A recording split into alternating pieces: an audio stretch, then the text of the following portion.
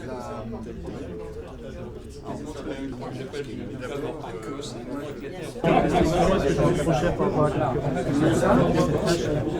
est sur un système d'évaluation.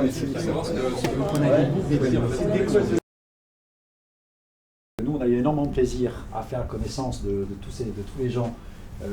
On vous l'a dit, chacun d'entre vous, vous détonnez en général par rapport à la moyenne de l'industrie française.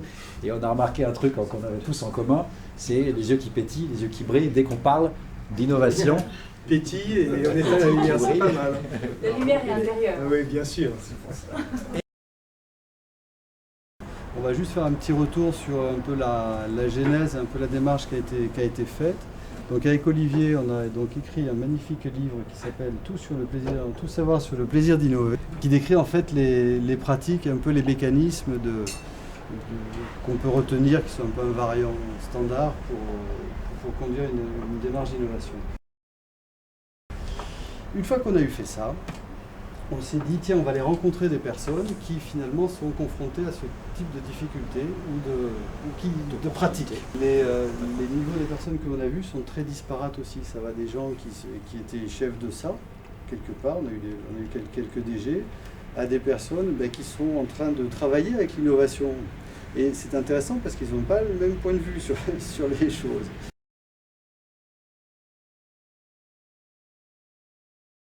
Voilà, et du coup il y a eu après des natures d'échanges qui étaient très variées en fonction de ce que les gens ont souhaité finalement aborder. Dans les cas intéressants, il y a le cas de Thierry avec la reine. Parce que finalement, moi de ce que je vois, Thierry est un de ceux qui est parti les premiers où il y avait plus longtemps et qui a développé plein d'approches intéressantes sur les territoires finalement. Donc je ne sais pas si tu as envie à un moment donné d'en dire un mot. En fait, l'AREN est une structure un peu singulière. C'est un organisme associé de la région Île-de-France. Et son but est d'accompagner certains territoires dans la transition écologique. Et donc, en fait, on essaye de rapprocher les territoires de l'innovation, sachant très bien que c'est deux univers qui ne sont pas forcément congruents, naturellement, parce que les sociétés innovantes ne vont pas spontanément ou pas suffisamment vers les territoires. Et les territoires ont des besoins et elles ne pensent pas naturellement couvrir ces besoins par de l'innovation. Par contre, on propose juste un tout petit schéma simple qui reprend finalement 6 angles de vue, 6 catégories ou 6 regroupements qu'on peut faire, qui sont de temps en temps des questions, de temps en temps des choses un poil plus affirmatives. Si on a isolé ces 6 points, c'est parce qu'on sait que dans l'avenir, chacun d'entre vous, enfin des gens qu'on a rencontrés, grosso modo, se sont posés de façon majeure à un moment une de ces 6 questions. C'est des angles de vue en fait, autour de l'innovation, mais finalement c'est un peu ça qu'on a récupéré. Tout un groupe qui parle de l'alignement des visions, du lien avec la stratégie, de la maison, pour pas utiliser des grands mots, les attentes, la manière dont la direction générale voit les choses. Parce que ça, je trouve que ça a quand même une assez grande importance dans l'autorisation, qu'il donne ou pas, de bien vouloir rentrer, et ça a des conséquences un petit peu partout, entre autres sur les personnes qui sont en charge de l'innovation, parce qu'ils n'ont pas la même latitude en fonction d'où ils sont. Je ne donnerai pas d'exemple, bien évidemment. Donc on a tout un bloc sur le positionnement et la manière et les relations qu'on peut avoir avec les autres directions. Donc ça c'est un bloc qui inclut aussi les profils de personnalité des gens qui se mettent en charge, qui sont propulsés en charge des parties d'innovation. Typiquement, ce genre de questionnement, il apparaît quand une société a éventuellement, soit par un directeur, soit par un COMEX, pris une décision de s'aventurer dans l'innovation. Et là, il faut commencer. Et le premier questionnement, je peux vous assurer, on a eu des gens qui nous ont posé des questions, nous demandant, mais qu'est-ce qu'on fait? Est-ce qu'on met un département R&D et innovation? Est-ce qu'on fait un département innovation? Est-ce qu'on positionne un franc-tireur innovation? Est-ce qu'on a, alors dans le groupe Orange, ils ont carrément quasiment la totalité de la structure marketing R&D fait l'innovation. Et cette question, elle est cruciale, parce que ça va conditionner, alors ça dépend évidemment de la culture d'entreprise, mais ça va éventuellement conditionner complètement la réussite des 3 à 5 premières années de la démarche. Voilà, et derrière se cachent effectivement des questions vraiment de personnalité. Moi je trouve que c'est assez illustrant en ayant fait le tour finalement des personnes, on les avoir tous vues individuellement, je trouve, peut-être qu'un sociologue dira quelque chose de différent, mais je trouve qu'on a des formats de personnalité particuliers là-dedans. Donc des formes d'esprit, des manières d'être qui sont un petit peu différentes et qui quelque part apportent un peu de souffle et de fraîcheur, voilà. Alors le phénomène est en plus renforcé parce que comme ces débuts finalement ont eu des résultats, on les voit petit à petit qui ont de plus en plus de voix quoi, dans chacune des structures. Et je crois qu'on est un peu dans cette phase-là finalement, où petit à petit on sent qu'il y a une sauce qui est en train de monter, on n'y est pas encore, hein, mais ça arrive quoi. Et je crois que dans le public il y a quand même pas mal d'endroits où ça pousse quand même pas mal. Et il y a pas mal aussi dans le privé des endroits où ça pousse, sachant qu'évidemment les petites structures, moi de ce que j'ai vu, j'ai l'impression qu'elles sont allées quand même beaucoup plus vite, quoi. Plus rapides et ainsi de suite. Mais là on retombe sur un mal français.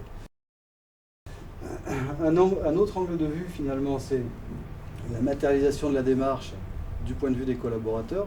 Concrètement, c'est quoi les outils ou les objets qu'on a pu mettre en face des personnes pour les interpeller. Alors là on a Au départ, c'est facile d'avoir un concept sur l'innovation. Et puis à un moment, il faut se dire vraiment, concrètement, chacun de mes employés ou des collaborateurs que je mobilisais, qu'est-ce qui va changer dans ce quotidien? Est-ce que c'est 5%? Est-ce que c'est 10%? Est-ce que c'est des outils? Est-ce que c'est des façons de travailler? Est-ce que c'est des ressources comme l'accès à des centres d'expérimentation? Est-ce que c'est un apprentissage, une formation? Et là-dessus, le champ est très très très vaste. Vous l'avez. Ceux qui font tout le constatent en particulier. Donc là, il y a encore des idées à avoir là-dessus. Il y a un autre bloc, c'est sur le déploiement de la démarche elle-même. C'est-à-dire que c'est le point de vue finalement qu'on se dit, c'est une démarche d'innovation, on la commence, on ne sait pas nécessairement où est-ce qu'elle va. C'est quand même des caractéristiques, hein. On a plusieurs cas effectivement, ou même sur certains projets, la direction avait dit vous allez là, et les gars ils ont travaillé puis ils sont allés là, parce qu'ils n'avaient rien à voir, donc ils se sont fait engueuler évidemment, parce que bon, ils n'avaient pas suivi la feuille de route, et ils leur disaient mais enfin, ce que vous demandez, les clients n'en veulent pas en fait, hein. Tout simplement, voilà, ce qu'ils veulent c'est plutôt cette partie-là. Alors sur ce point précis, il y a une réponse qu'on a donnée nous-mêmes dans la façon, dans le point de vue. L'innovation, on recommande de la traiter, les projets d'innovation, on recommande de le traiter comme un projet innovant. Parce que fondamentalement, on ne sait pas où on va arriver. On tape dans un terreau, on sait, on vous l'a dit de temps en temps, on va toucher 5%, 10% des gens dans une société. Ces gens-là, ils ont une capacité à l'action hors du commun. Où est-ce qu'ils vont emmener le projet? Nul ne sait le dire. Donc on recommande donc de traiter cette démarche d'innovation comme un projet innovant. C'est la chose que vous verrez dans le bouquin, c'est on ne sait jamais vers où on va. On a intérêt à écouter, à essayer de palper en permanence comment la structure va réagir. C'est un peu ce qu'on veut dire par une démarche organique. L'organique, c'est aussi, elle va partir de là où est-ce qu'elle le greffon prendra quelque part. Il y aura toujours un peu de... C'est organique. Quoi qu'on dise, c'est quand même ça. Un autre angle de vue, c'est de se poser la question de savoir, très bien, l'innovation, il y a des pratiques qui y sont associées, enfin du moins dans la manière dont nous on les voit. Une fois qu'on les a développées, qu'on a un certain nombre de personnes qui ont capté, qui ont compris, qui savent s'en servir élégamment, je dis pourquoi finalement pas s'en servir pour le réappliquer sur un quotidien et puis s'en servir pour faire bouger un peu la maison dans laquelle est-ce que l'on est quoi, finalement. Et donc jusqu'où et comment est-ce qu'on peut pousser un peu ce type de raisonnement et de pratique pour arriver à transformer les structures. Alors, il y a des gens qui rentrent dans l'innovation en disant je veux innover parce que je veux des produits nouveaux. En fait, c'est souvent des gens qui ont déjà des produits nouveaux et qui trouvent qu'ils ne sont pas assez innovants.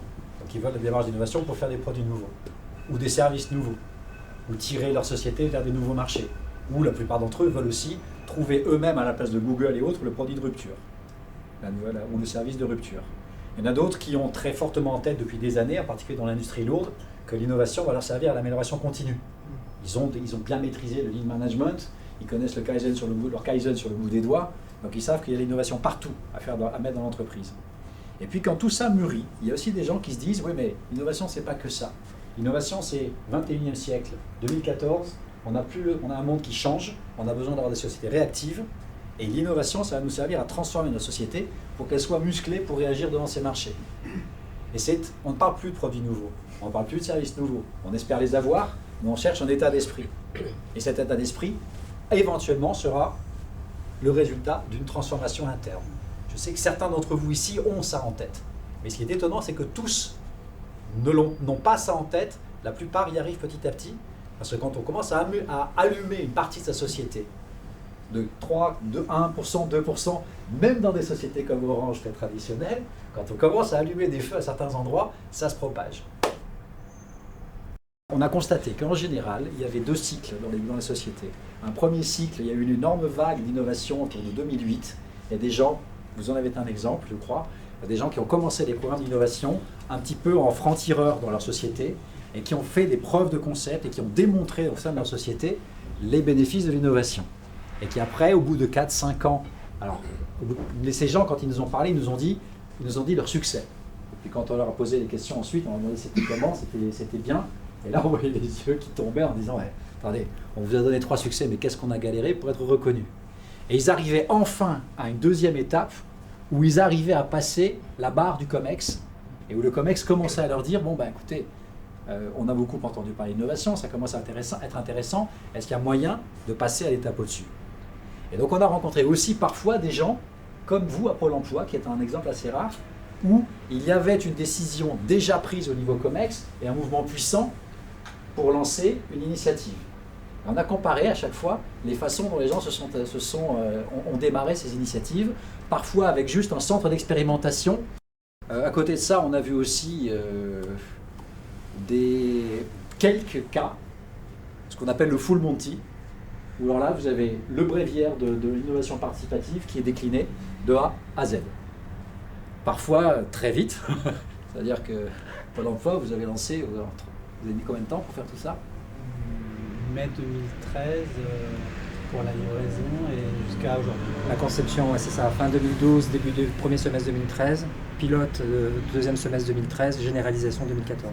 Voilà. Premier semestre 2014. Voilà. C'est un coup d'accélérateur parce que COMEX a décidé et puis parce que l'équipe, ils sont quand même, c'est pas anecdotique, ils sont 20. Ouais. Je veux dire que l'équipe de 20, ça dépote. Surtout la façon dont ils conduisent leur équipe. Ils connaissent l'accélérateur, le frein, ils ne connaissent pas trop. Ça marche pas mal. Et le 6e point, angle de vue, disons, c'était toute la partie qu'il pouvait y avoir sur ce qu'on appelle l'open innovation, les relations que les grands groupes ont ou non pas avec les startups, ce qui est un sujet dont on a le sentiment qu'il est quand même assez important, qu'on ne s'en sort pas si bien que ça, et tout l'ensemble finalement de l'écosystème qui est derrière, qui est en fait une extension finalement de ces dispositifs à l'extérieur. Et là, bien évidemment, moi je vais être méchant. Le mot open innovation, vous l'avez tous vu débarquer dans vos cours de stratégie d'abord. C'est un vocable américain, on y a mis un peu tout ce qu'on voulait. Et pour beaucoup de gens, c'est l'open innovation, ça commence par on va travailler avec nos partenaires. Bon, ça, c'est bien. Puis après, on dit, ben non, on va créer un incubateur dans la maison pour pouvoir développer les startups qui vont travailler pour nous. Sachant que les startups, ils travaillent pour leur poids, ils n'ont jamais travaillé pour quelqu'un d'autre que pour eux. Et après, donc on essaie, l'open innovation, c'est très souvent, on va essayer d'imiter, de reproduire ce système darwinien assez bouillonnant qu'on observe dans la Silicon Valley en essayant de le capter. Et puis en fait compte, ça ne marche pas. Et qu'est-ce que c'est que l'open innovation? Nous, la façon dont on l'aborde, c'est ça, propager à l'externe. Propager à l'externe, ça veut dire bien évidemment prendre en compte des gens dans les startups, mais pas que dans les startups. Ça peut être également des partenaires, des collectivités. Pour une société, pour des sociétés privées, vous avez le cas des gens qui travaillent avec des collectivités. L'open innovation fait partie, ça contient ça aussi, à une condition, c'est qu'on soit capable de parler, de comprendre les cultures des uns et des autres. C'est là-dessus que c'est ce point de vue-là qu'on développera peut-être avec ceux que ça intéresse, c'est comment rendre compatibles les cultures des startups et des grands groupes pour que ça avance utilement.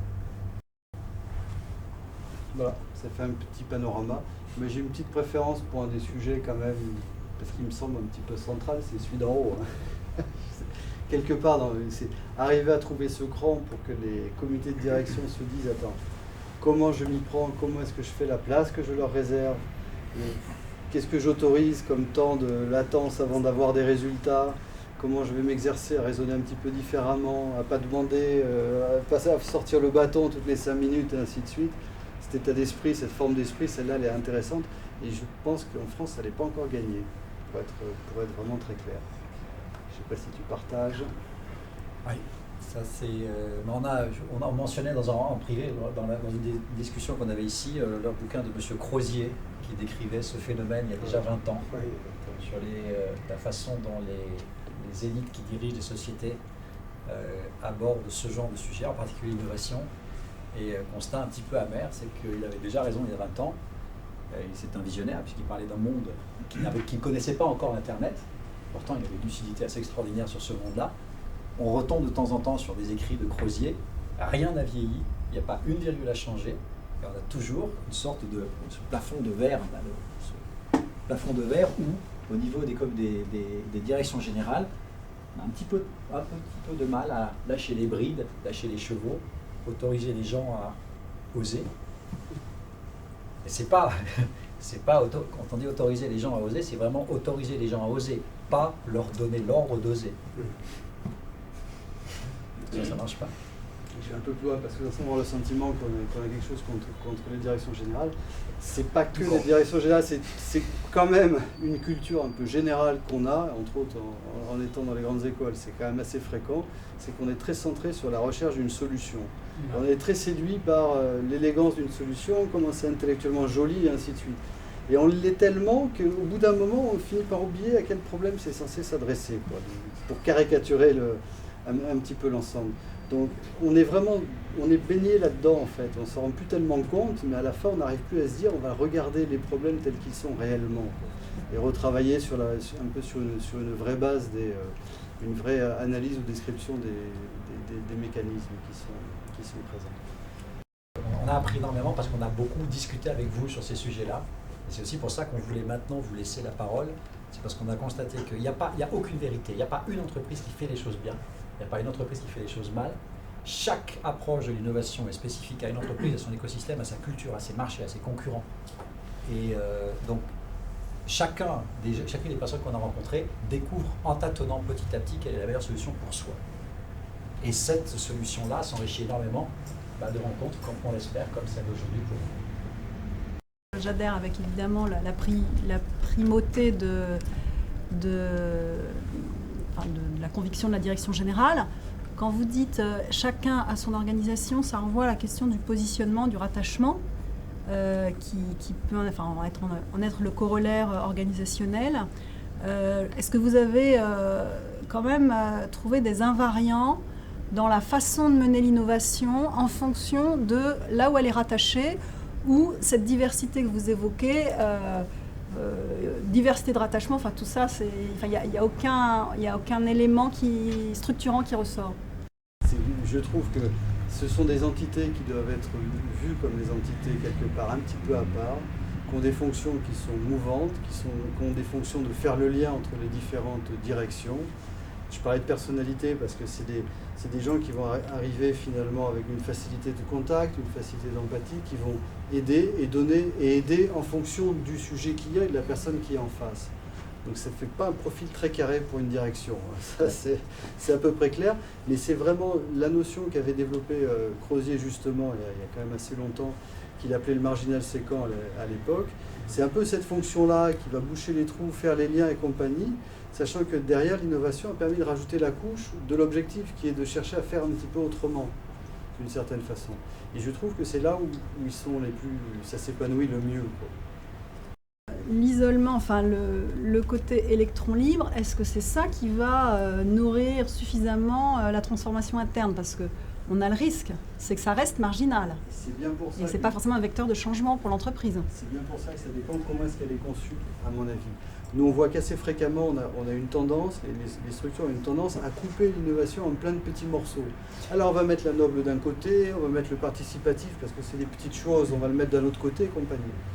Donc, on se retrouve finalement avec un éclatement. Et ce que je trouve assez dommage, c'est qu'on n'a pas le sentiment qu'ils arrivent à en faire la synthèse finalement de l'ensemble de ces démarches qui sont faites.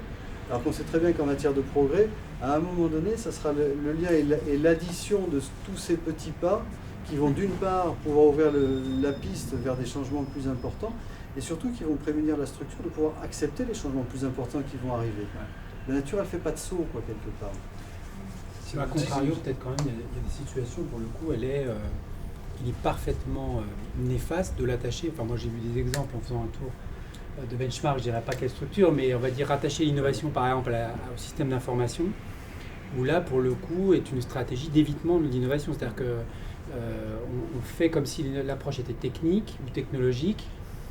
Du coup, il y a un abandon, on va dire, un abandon total des métiers qui, du coup, disent c'est pas notre sujet, c'est un sujet technique. Enfin, il y a des situations à contrario où, la rattachant effectivement à une vision technique ou technologique, est aussi, on va dire, une forme finalement de préaveu d'échec, ou en tout cas de volonté finalement de ne pas vraiment faire.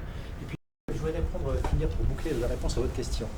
Peut-être clarifier ce que Stéphane nous a décrit avec le marginal séquent. C'est dans cette approche organique où la démarche d'innovation est à traiter comme un projet innovant, il y a une phase d'exploration de la capacité de la structure à réagir et à adopter l'innovation. Et pour ça, le marginal séquent, c'est l'homme idéal, parce que c'est lui qui va savoir provoquer et s'adapter, chercher où la structure est réactive.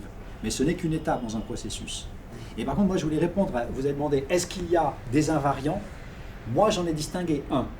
C'est que quand vous avez des sociétés qui sont très fortement équipées d'une R&D, ils ont une tendance à rattacher automatiquement l'innovation à la R&D. Même chose quand ils ont un marketing fort, et je ne vous dis pas quand ils ont de la R&D et du marketing, et les sociétés qui se sentent le plus libres dans leur approche, ce sont, et ce n'est pas par hasard qu'on en trouve ici, dans les administrations, ce sont des sociétés qui n'ont pas de marketing, qui n'ont pas de R&D, qui ne sont pas pieds et poings liés à une technologie et à des produits et à une histoire millénaire, et qui se disent, et qui commencent sans a priori.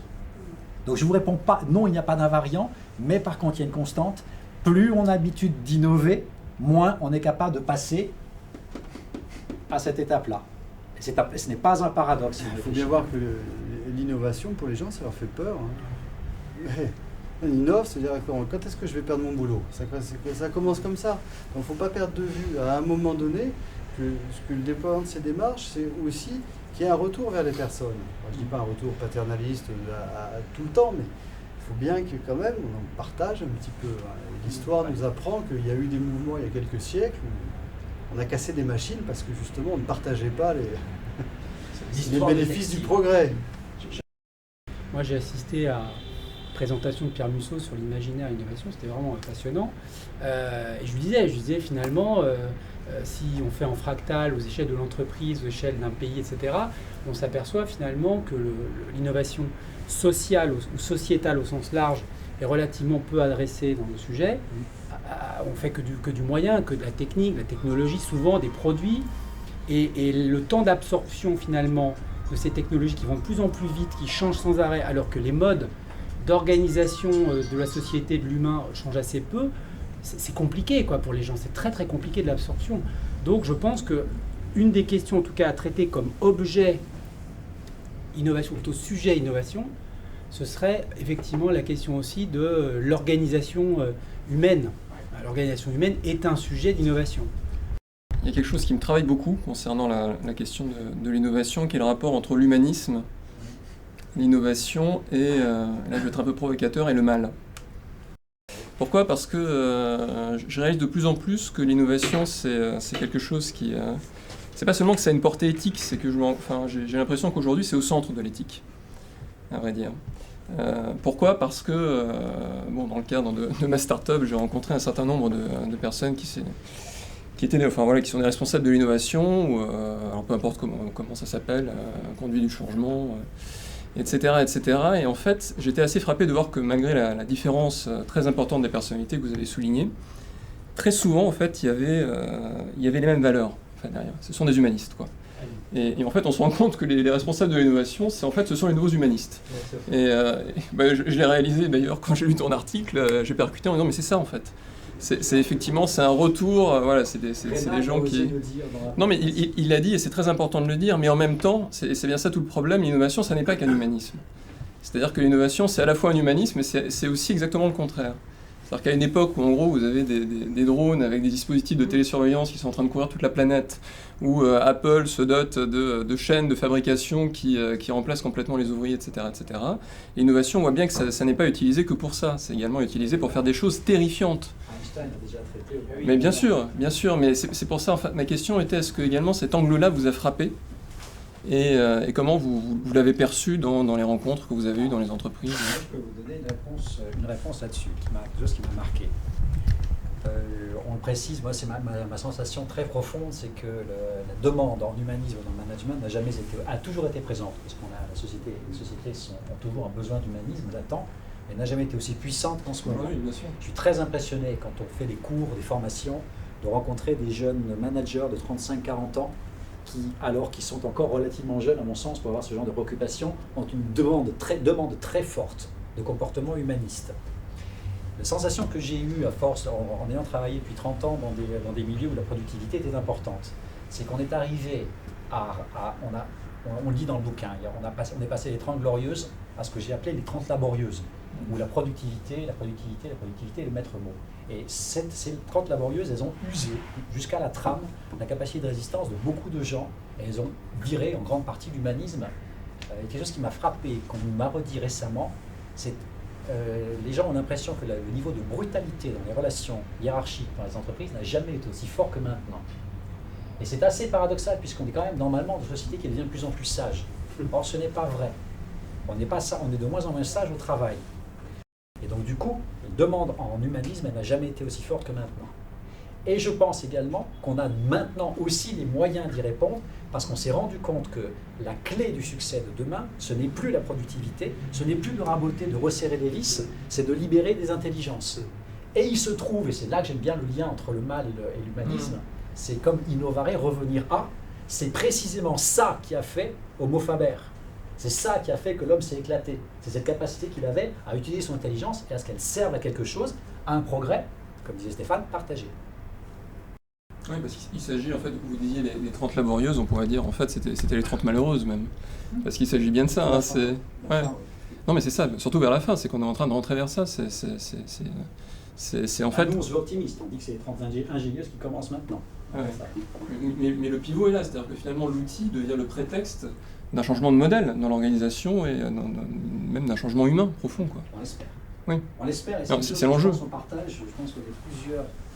Je ne vous connais pas tous, mais je connais quelques-uns et je sais qu'ils partagent cette conviction-là avec moi.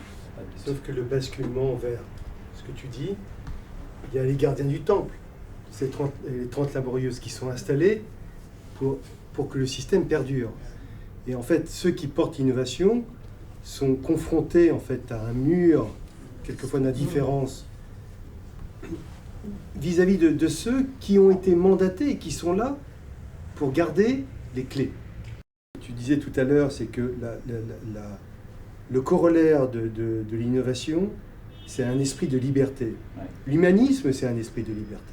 Ouais. Être créatif, c'est être libre intérieurement. C'est sortir du cadre. Alors qu'on est confronté à des gens qui gardent le cadre. Et donc on est dans cette tension permanente entre je prends le risque d'être libre, d'être innovant, et donc je prends le risque d'être marginalisé et de virer. Parce que le fil est extrême, enfin la porte est étroite entre de donner la garantie qu'on respecte quand même les règles du système, tout en montrant un chemin qui sort du cadre. Et c'est cette tension permanente qui fait que c'est un équilibriste sur son fil et à tout moment il peut tomber d'un côté ou de l'autre. Et en fait là ce que vous décrivez c'est un couple possible qui est en train d'essayer de se construire finalement dans ces organisations, et quand ça marche, c'est quand chacun évolue finalement, quand en fait la nature du couple change à travers cette tension entre les contraires, quoi. Et que quand tu suscites...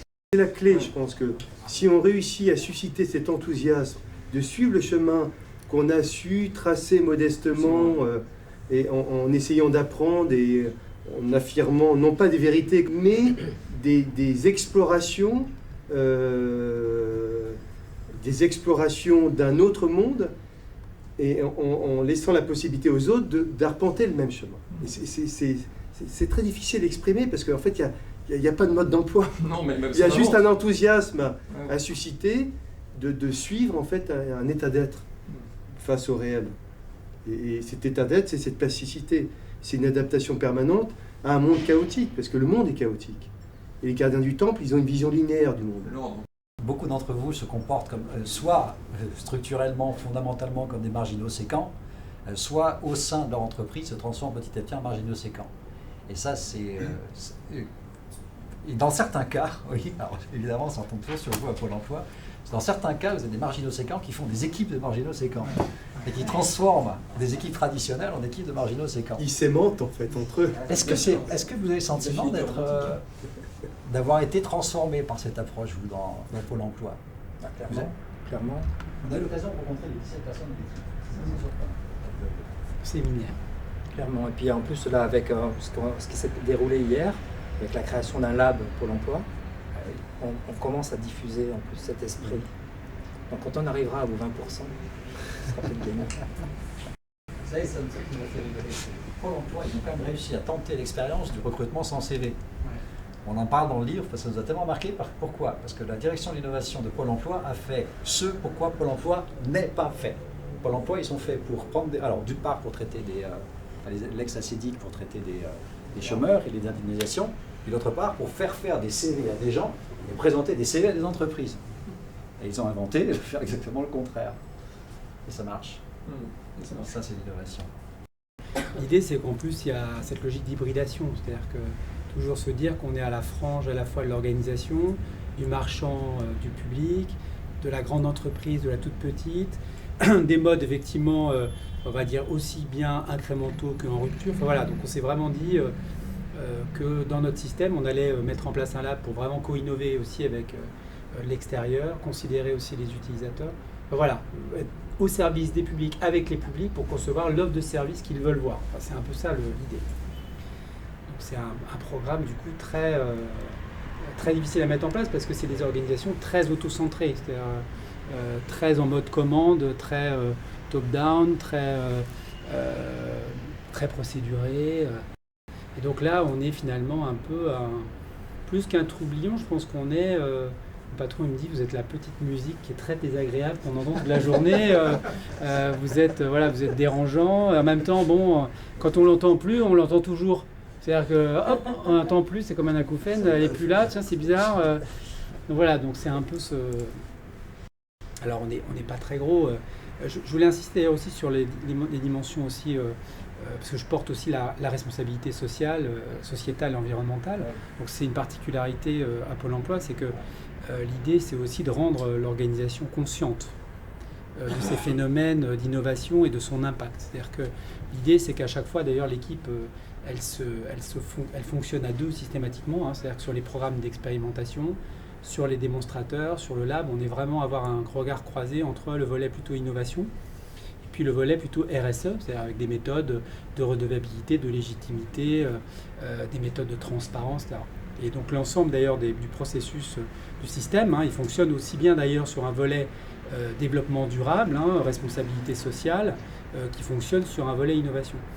Et finalement, ce que je disais cet après-midi à l'équipe, ça rebondit un peu aussi sur ce qu'on disait tout à l'heure, c'est comment l'innovation rend aussi intelligente le corps social, comment on rend conscient finalement le corps social de ce qu'il est en train de faire et des conséquences et des choix qui sont faits.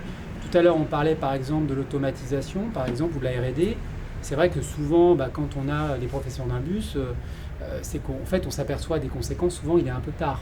C'est-à-dire que la question, en fait, c'est pas posée au moment de la conception même du système innovant, et des conséquences parfois sociétales, sociales. C'est assez frappant de voir que tous les organismes, enfin toutes les entités qui sont dotées d'une direction de l'innovation sont un peu toutes en train de faire la même chose, quoi, d'une certaine façon. Elles réinventent les mêmes, pas forcément les mêmes solutions, mais en tout cas, c'est chacun dans son coin, si vous voulez, en train de construire une espèce de boîte à outils. Et on réalise que finalement, il n'y a pas encore de patrimoine commun dans lequel on peut aller puiser pour aller porter l'innovation et pour On ne va pas vous dire le contraire, puisque ce qu'on a essayé d'écrire, c'est justement... C'est ça, oui, c'était une sens. Et on a eu ce sentiment-là, oui, que les gens regardaient une brique, la décortiquaient dans tous les sens, et parfois découvraient un peu tardivement qu'elle était connexe à une autre brique qui était déjà connue d'autres aussi. Et on est allé chercher certaines de ces briques chez des gens dont c'est le métier, dont c'est le métier pour une partie, l'idéation, chez Motivation Factory. on est allé chercher dans l'histoire des invariants, on est allé chercher dans les startups, pour les aspects réalisation. Il y a des invariants, très peu de gens les connaissent, effectivement. Qu'est-ce que vous faites de la dimension géographique? Parce que là, vous évoquez bien le collectif, vous soulignez la nécessité. Est-ce que là, vous parlez d'entreprise, d'innovation dans un milieu professionnel donné? Et est-ce qu'il y a une possibilité d'améliorer la démarche par un lieu qui s'adonnerait à travers ces différentes dimensions à l'innovation? Est-ce que vous avez rencontré, est-ce que vous avez analysé? C'est ce qui se passe dans la région grenobloise où ça bouillonne dans tous les coins, quoi, de gens qui ne sont pas tous mono-activité. Je suis un petit peu jaloux de la région grenobloise, à vrai dire, parce que vous avez effectivement un air qui souffle assez frais là-bas. Moi, je travaille pour la région Île-de-France.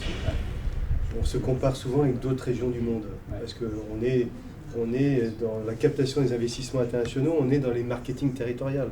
On vient à Paris au lieu d'aller à Barcelone, à Amsterdam ou à Berlin ou que sais-je. En fait, on voit souvent que la région Rhône-Alpes est beaucoup plus dynamique, alors que sa taille est plus petite. Parce qu'en fait, c'est lié toujours à la taille et en fait à la concentration des pouvoirs. Plus en fait une région concentre en son sein des pouvoirs, plus en fait sa capacité à changer est difficile. La région Rhône-Alpes est un bon intermédiaire, une bonne maille, c'est-à-dire qu'en fait elle a du pouvoir, mais elle n'est pas autant contrainte que la région Île-de-France par le pouvoir, et elle a un terreau historique qui est dédié à la recherche et l'innovation. Donc il y a, ces ingrédients-là font un écosystème favorable à l'innovation. Et c'est étonnant de voir que la région Rhône-Alpes peut prendre des initiatives en termes d'innovation sur des sujets que la région Île-de-France aurait pu prendre, mais c'est plus naturel pour la région Rhône-Alpes que ça l'est pour la région Île-de-France, et pourtant on a des critères de comparaison. Je trouve qu'on n'investit pas assez dans la compréhension des situations et des difficultés que l'on a. Et si on veut effectivement sortir des innovations intéressantes, à mon avis, il faut quand même rentrer dedans. Mais c'est peut-être parce qu'on manque de l'intelligence des articulations nécessaires pour le faire. Je veux dire par là que c'est souvent utile d'avoir, on parlait tout à l'heure de l'attention fertile, mais il faut en fait des courroies de transmission aussi. C'est ça. Ce que je veux dire. Et puis je crois qu'on s'est désappris à regarder. Oui. On est habitué à une forme qu'on trouve finalement normale, quoi. Et on voit plus. On voit plus les choses. Et comme c'est vrai que collectivement on sait mal le faire, on s'écoute pas très bien, on a tendance un petit peu à pas réussir à rentrer dans le réel du sujet, quoi. Mais ça suppose de se rééduquer, c'est ça qui est difficile. Mais casser des schémas et en mais c'est une rééducation douce et elle est agréable, celle-là. Voilà, bien sûr. Ce que j'entends par rapport à ce qui s'est dit, ça fait du bien à nos oreilles, à nous centraliens, puisque ce sont des mots, des sujets sur lesquels nous travaillons. Et j'aurais plaisir d'ailleurs, si le temps peut être consacré, alors peut-être innover pour comment gagner du temps, mais en tout cas j'apprécierais beaucoup, si vous le souhaitez, travailler sur des pilotes de formation que l'on est en train de mettre en place et les challenger. On a mis en place de façon très modeste un observatoire des pratiques pédagogiques où on tente aussi justement d'innover sur l'apprentissage et la transformation des individus pour transformer les organisations.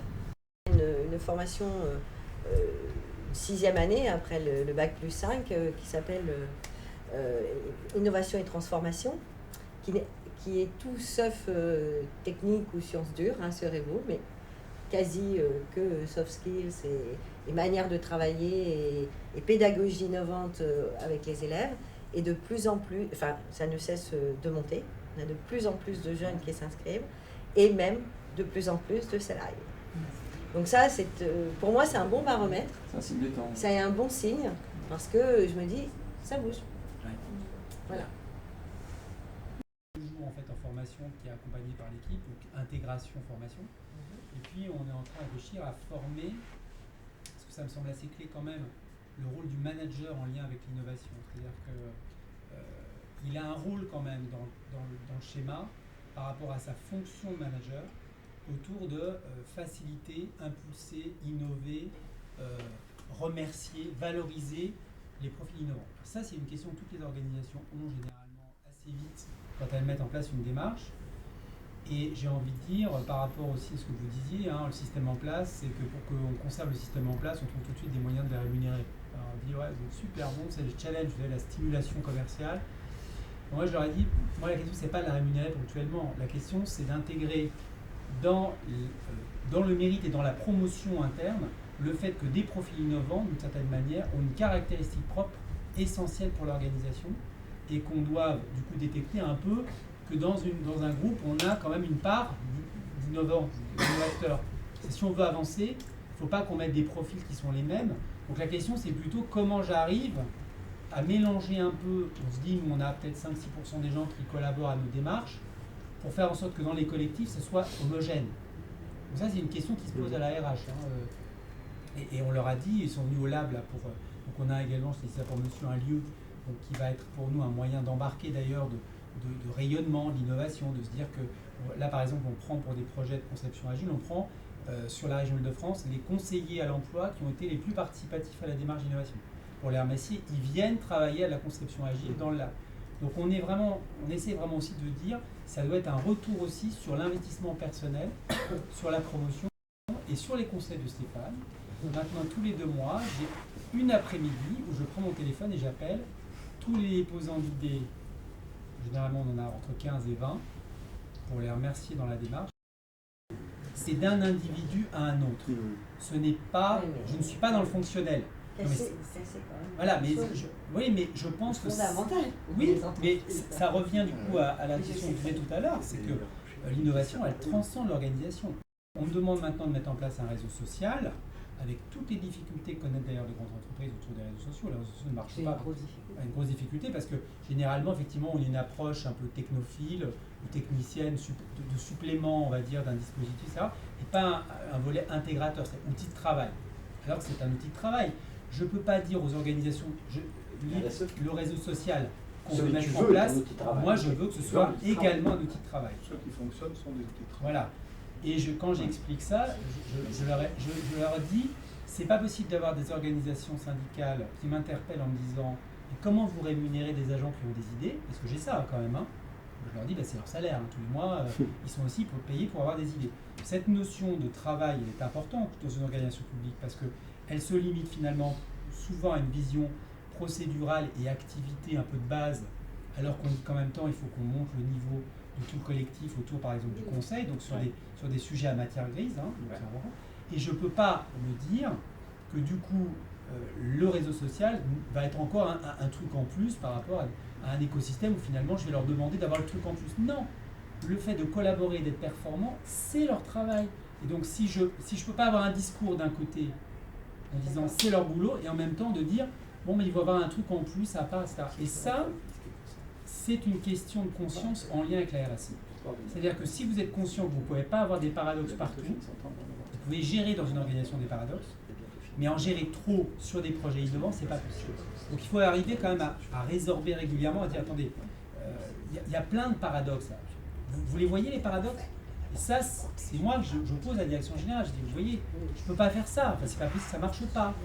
Voilà. Et ça, c'est aussi du coup une espèce d'alignement, non pas de la vision de voilà, c'est simplement d'être cohérent pour que les messages passent bien et que le collectif, il va dans la démarche, il comprend la démarche. Là. Et il y en a pour 55 000, on n'est pas sur des petits collectifs, on est sur des grosses échelles. Et c'est pour ça qu'il faut beaucoup de clarté, beaucoup de cohérence. On sait aussi que dans l'avenir, on va vous proposer de temps en temps à ceux qui se posent des questions au même moment, qui se retrouvent pour en discuter, de nouveau parce qu'il n'y a pas de solution, il n'y a pas une réponse unique. Et en plus, parce que la personnalité de chacun d'entre vous fait qu'il va faire ses propres découvertes.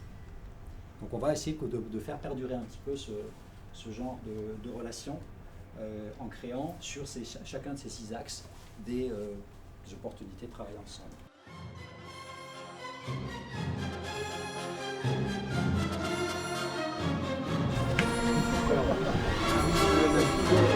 On est désolé parce qu'on va faire quelque chose qui ne se fait pas forcément. Votre tâche, je peux vous le rendre. plutôt les ignorants. Nous faire venir.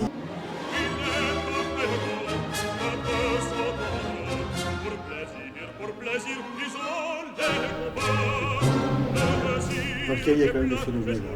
Franchement, il y a des cas assez extrêmes.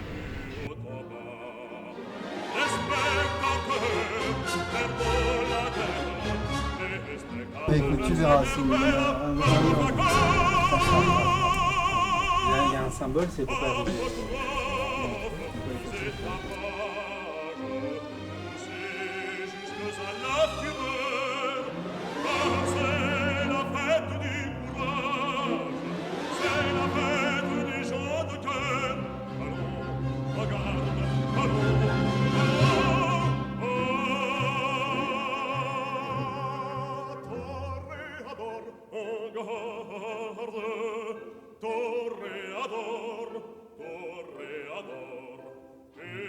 Songe bien, oui, songe en combattant, un œil